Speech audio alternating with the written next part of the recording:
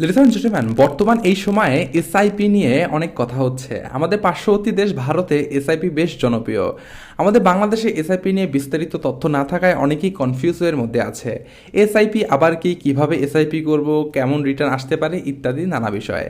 আমরা সবাই mutual fund কি সেই বিষয়ে কম বেশি ধারণা রাখি। খুব সহজ করে বললে এটা বোঝায় যে অনেকের টাকা একত্রিত করে সিকিউরিটিজ এক্সচেঞ্জ আইন মেনে যেই ফান্ড গঠন ও পরিচালনা করা হয় তাকে মিউচুয়াল ফান্ড বলা হয়ে থাকে। আমাদের মধ্যে বেশিরভাগ বিনিয়োগকারীদের মধ্যে একটা প্রবল ধারণা আছে যে এসআইপি করা মানেই মিউচুয়াল ফান্ডে বিনিয়োগ করা। আসলে এই বিষয়টা কিছুটা এমন, তবে এসআইপি মানেই যে শুধুমাত্র মিউচুয়াল ফান্ডে বিনিয়োগ তা কিন্তু বোঝায় না। এসআইপি এর সহজ মানে হলো সিস্টেমেটিক ইনভেস্টমেন্ট প্ল্যান। যখন একজন বিনিয়োগকারী শেয়ার বাজারে বিনিয়োগ করে তখন তিনি দুটি উপায় মেনে বিনিয়োগ নীতি অনুসরণ করতে পারে। যেমন একটি হলো লামসাম অ্যামাউন্ট বিনিয়োগ করা এবং অন্যটি হলো একটি সিস্টেমের মাধ্যমে বিনিয়োগ করা, যা এসআইপি নামেই পরিচিত। লামসাম অ্যামাউন্ট বলতে এমন বোঝায় যে ধরুন আপনি এককালীন 20 লাখ টাকা নিয়ে শেয়ার বাজারে বিনিয়োগে আসলেন এবং এরপরে অর্থাৎ এই 20 লাখের পরে আপনি আর কোনো বিনিয়োগ করতে পারবেন না কিংবা আপনার আর কোনো টাকা অবশিষ্ট নেই।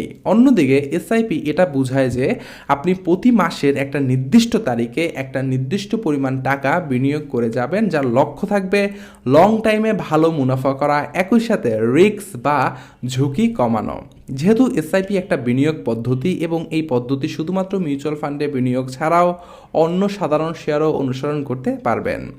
এসআইপির মাধ্যমে দীর্ঘ সময় ধরে ইনভেস্ট করলে কম্পাউন্ডিং ইফেক্টের সুবিধা পাওয়া যায়, যার ফলে আপনার প্রিন্সিপাল অ্যামাউন্টের সাথে রিটার্নও বৃদ্ধি পেতে পারে। এসআইপি এর বড় সুবিধা হলো এককালীন বড় অ্যামাউন্ট বিনিয়োগ করা লাগে না। আপনি চাইলে খুবই কম পরিমাণ টাকা দিয়েও শুরু করতে পারবেন। কোনো বিনিয়োগকারী যদি মাত্র 5,000 টাকা দিয়েও যদি এসআইপি করতে চায় তাহলে সেটা সম্ভব। এসআইপিকে জটিল মনে করার কিছু নেই। আমার কাছে এককালীন বড় অ্যামাউন্ট আছে, তাহলে আমি লামসাম অ্যামাউন্ট বিনিয়োগ করতে পারি। আবার আমার কাছে এককালীন বড় অ্যামাউন্ট নাই, তাহলে আমি এসআইপি বা সিস্টেমেটিক ইনভেস্টমেন্ট প্ল্যানের মাধ্যমে বিনিয়োগ করতে পারি। আমাদের সমাজে প্রচলিত এসআইপি বলতে যা বোঝায়, একজন বিনিয়োগকারী মাসে একটা নির্দিষ্ট পরিমাণ টাকা ফান্ড ম্যানেজারকে দিবে এবং সেই ফান্ড ম্যানেজার সেই টাকা আপনার হয়ে বিনিয়োগ করবে।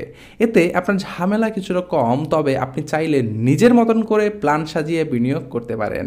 যেমন যেই ব্রোকার হাউসে বিও অ্যাকাউন্ট খোলার মাধ্যমে আপনি বিনিয়োগ করবেন, সেখানে প্রতি মাসে নির্দিষ্ট পরিমাণ টাকা বিনিয়োগ করবেন এবং নিজে যাচাই বাছাই করে পছন্দের শেয়ারে বিনিয়োগ ধারা অব্যাহত রাখবেন। শেয়ার বাজারে একটা মজার অনুভূতি রয়েছে। এই অনুভূতি অনেকটা এমন যে আপনার শেয়ারের দাম বেড়েছে, আলহামদুলিল্লাহ, আবার আপনার শেয়ারের দাম কমেছে, এখানেও আলহামদুলিল্লাহ। কেননা যারা এসআইপি করে তারা প্রতি মাসে নির্দিষ্ট পরিমাণ শেয়ার কেনা অব্যাহত রাখবে এবং এর ফলস্বরূপ শেয়ারের দাম কমলে খুশি হইবে এই কারণে যে তিনি যেই পরিমাণ টাকায় আগের মাসে শেয়ার কিনেছিল সেই পরিমাণ টাকায় বর্তমানে বা এই মাসে বেশি শেয়ার কিনতে পারবে। অনেক বাজার বিশেষজ্ঞ পরামর্শ দিয়ে থাকে যে এসআইপি কখনোই বন্ধ করা উচিত না। তবে আমার মতে যে একদম বন্ধ নাই করুক, তবে বিনিয়োগকারী যদি মনে হয় যে এমনটা যদি মনে হয় তিনি ভুল ফান্ড বা ভুল শেয়ার নির্বাচন করেছে এবং নিজের বিনিয়োগ নতুনভাবে শুরু করতে চাইছে, সেক্ষেত্রে এসআইপি বন্ধ করা উচিত বা বিবেচনা সে করতে পারে। ধরা যাক বিনিয়োগকারী এমন একটা ফান্ডে বিনিয়োগ করেছে যা বেশ কিছু সময় ধরে ভালো ফল দিচ্ছে না, সেক্ষেত্রে চাইলে তিনি এসআইপি বন্ধ করতে পারে। আবার কখনো হয়তো বিনিয়োগকারী মনে হতে পারে তার আর্থিক লক্ষ্য পূরণ হয়ে গিয়েছে, তাহলেও তিনি চাইলে নিজের এসআইপি বন্ধ করতে পারে বা সাময়িক সময়ের জন্য বন্ধ করতে পারে। এসআইপি করতে চাইলে আপনাকে সবার আগে নির্ধারণ করতে হবে আপনি কত টাকা বিনিয়োগ করবেন এবং লং টাইম বিনিয়োগ করবেন, এমন মানসিকতা আপনার মধ্যে থাকতে হবে। একই সাথে আপনি যদি বাজারে তালিকাভুক্ত কোম্পানিতে এসআইপি করতে চান বা শুরু করতে চান, তাহলে সেইখানে বিনিয়োগ করার পূর্বে কোম্পানি নিয়ে জেনে বুঝে বিনিয়োগ করতে হবে। এই ক্ষেত্রে অভিজ্ঞ কারোর সাথে আপনি আলাপ আলোচনা করতে পারেন, সাহায্য নিতে পারেন। আমাদের সকলের বিনিয়োগ ভালো থাকুক। আল্লাহ হাফেজ।